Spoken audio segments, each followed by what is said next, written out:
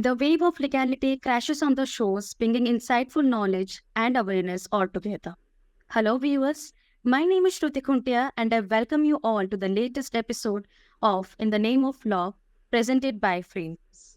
Moving on towards a thoughtful and insightful discussion, we have our beloved alumni, Ms. Sukanya Dwivedi, who has pursued her LLM in criminal law and is currently associated as a faculty in Madhusudan Law University, Cuttak.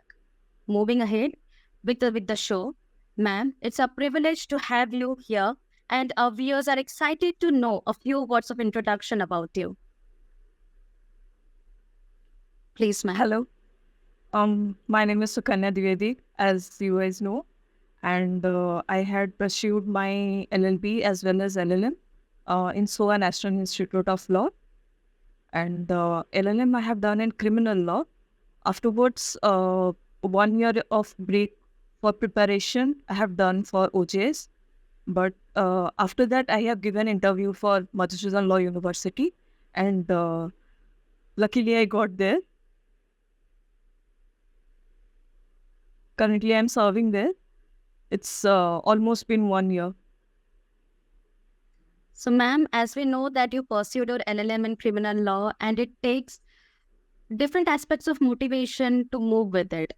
So, here's presenting a question that is what motivated you to pursue a specialization in criminal law within your LLM? When during the graduation days, from the initial time only, I had the interest for criminal law, and there was little more. Means there will be always a subject, na, like your interest will be tilted little more towards that and less towards the others. So civil law, maybe we can say about the company laws, contract, all these subjects were little less interested, but at the same time, I was more interested for criminal law.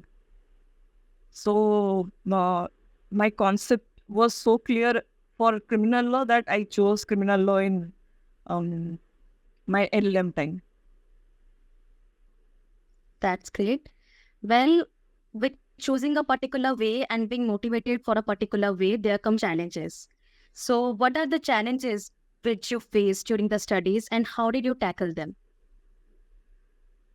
We were the COVID batch, and I won't flex about it. It was really very tough going through the online classes. Half of the time, net was slow. It started lagging, and all the time, our common words were, "Am I audible?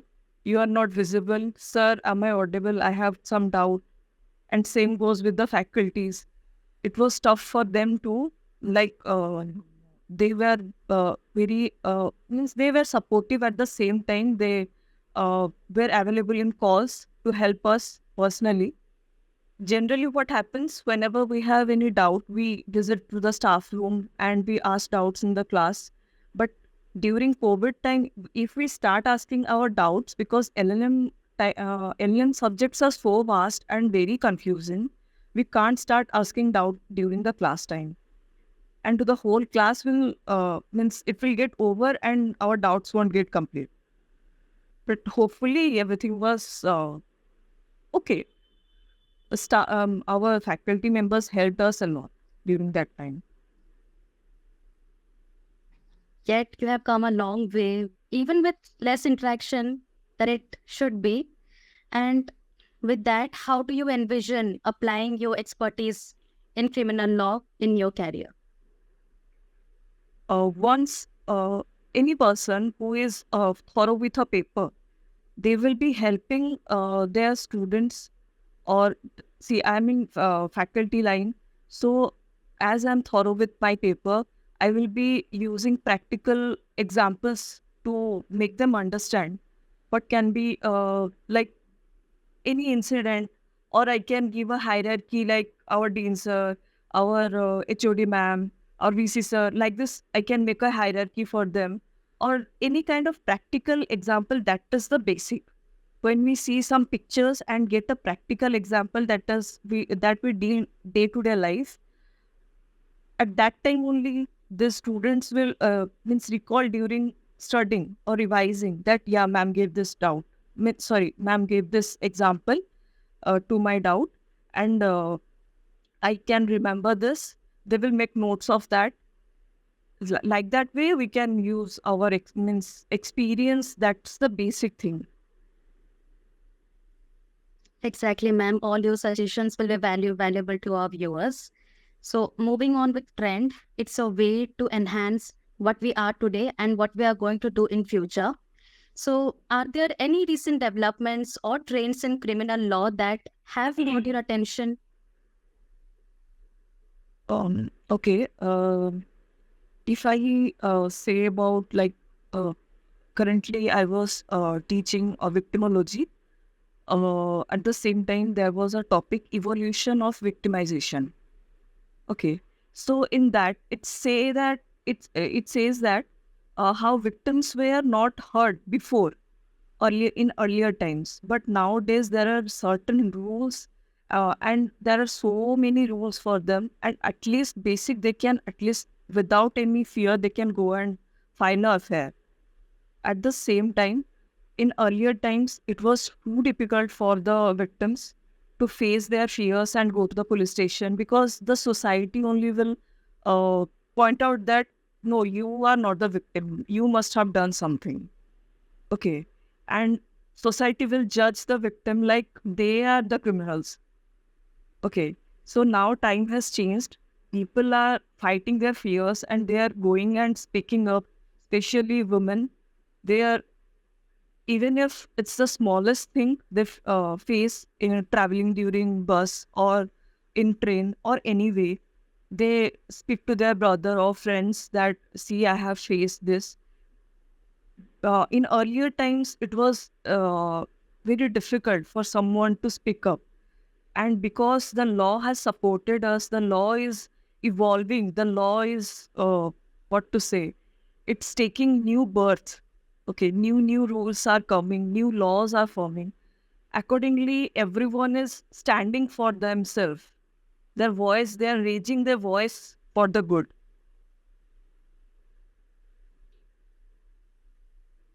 Surely, ma'am, surely. All the dialogues that have been interacted and exchanged over here are really valuable and really insightful. And as you said, that law is evolving. So, in this process of evolving law, what are the advices that you would give to the aspiring legal professionals who are interested in specializing in criminal law? Okay, see, generally people have this thinking and this thought process that whoever takes criminal law or choosing law line, only people think that either you go for OJS or you are going to practice. Okay, so it's not like that. There's a vast scope is there for everyone. You do research nowadays. Google has so much information that if we choose law, a particularly criminal law, a person, what can he do? Okay, there's a so much vast space and vast scope. Now I am a faculty and I'm teaching criminal law to the students. If I would have only thought of OJS and practicing criminal, being a practicing criminal lawyer, it have been so much different for me. But it's okay. It was my choice to choose this line, and I don't demotivate those who are choosing OJS line or any other line. But there is a vast scope. You need to go and do research for that. Exactly, ma'am. As you said, law is vast and so are the career options. As we know that you're associated as a faculty in Madhusudan Law University, Cuttak, well, what inspired you to pursue a career in academics in law? Honestly, it was my kindergarten times dream to be a teacher. Okay, but with time, I feel like law is the path I should be choosing, and later on, I become a teacher in means faculty in law. Exactly, ma'am. That's most of us think about it, and it's really an honorable position to be. Well, can you tell us about your areas of expertise and research interest within the field of law? Okay, I have very much I'm interested for doing research in dowry. Uh, in fact, my means it's generally my yeah, Can get up voice. okay, my LM time, my dissertation topic was crime against women and crimes done by women.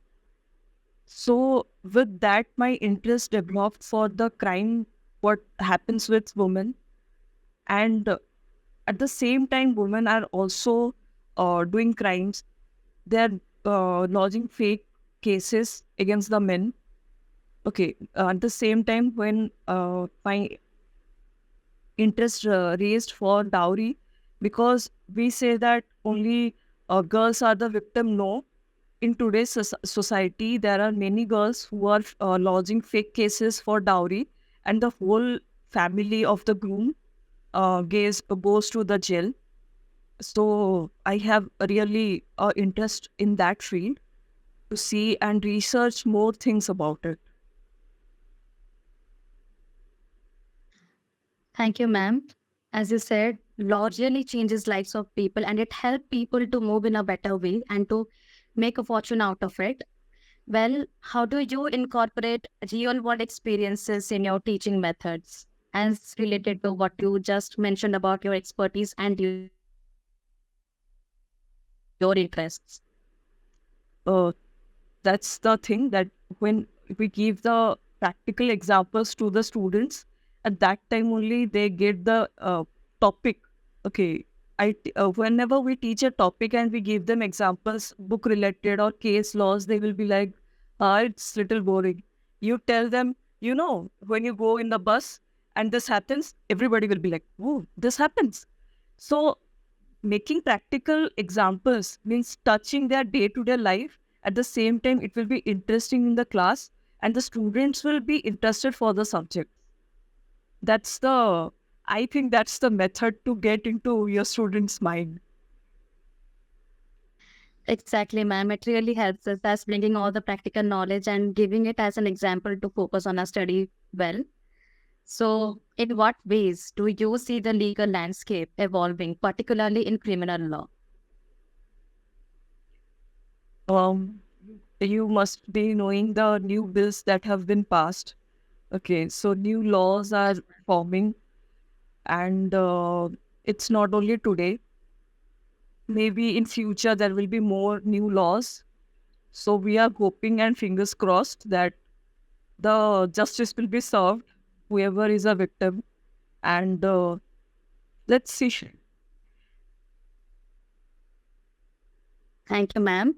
Well, regarding criminal law, there are certain misconception in the mind of students that what about how to study or how to study about it and what to study about it, etc. So, what are some common misconceptions that you would like to eradicate from the mind of student regarding criminal law or particularly criminal law? Okay, see, students must be thinking like it is a difficult paper. That is a basic thing whenever a student uh, comes to this field. There is there are so many papers. Okay, we can talk about civil, banking, contract papers, and lot corporate papers, and here comes the criminal paper. Whenever it's not like a student who is good in civil will be good in criminal. There will be always a tilt towards one paper, and generally, criminal paper is little easier. I feel it is little easier than our civil papers because civil papers have little twisted and little turns like this happens, that happens. But in criminal paper, it's like this is the crime, this is the punishment, this is the procedure. Okay, I feel that is easier, but it depends upon people. Somebody will choose corporate and the company laws, that is easier. But I will say check, once you go through the paper, you will know that it is easy or difficult. The concept must be clear for every paper you study. Exactly, ma'am. The clearance of the concept is all that matters. Well, as we know that you're associated as a faculty, there must be daily interactions with the students also. So, can you share any memorable experiences or lessons from your time as a faculty, law faculty member? I would like to say that about the Teachers' Day. That was the most beautiful day. Okay, they wished us. Some students came and touched the feet, and there were students who were doing the aarti, and it was really a mesmerizing moment. And of course, every day is a memorable moment because we get to learn from our students. Okay, there is see once we are in this field, we so no doubt we teach them. At the same time, there are many things that we come to know from them. They are little more ahead from us. Okay, they will be like, ma'am, this case is a recent case, and please explain us. And if we are not getting prepared with everything, we will be like, acha, there is a case like this. Okay, okay, I will see that, and I will tell you in the next class. Okay, and it is not easy actually to touch every case every day and to go to the class very prepared. But learning from them and being in touch with this young generation is really nice. I feel so good to be in this field. And yeah, the Teachers' Day will be my most memorable moment of this career. And let's see. Well, for me, being a teacher is the most respectful and honorable position one will ever gain in their life. And you have been adding colors to many lives, and you have been teaching them, and you have been sharing all your experiences and all your words, all your knowledge, and all your values also. So, I must say, all your students must be very lucky. Well, ma'am, Thank you. these were all the interactions that we had. And I would like to ask you some of your wonderful memories that you would like to share when you were in SOA National Institute of Law. There are so many memories. From where should I start? It's always, it will be like cafeteria and the Nescafe place. We were in, when we were studying, we were in campus 2, okay, near the Sam Hospital. And that campus was like our second home.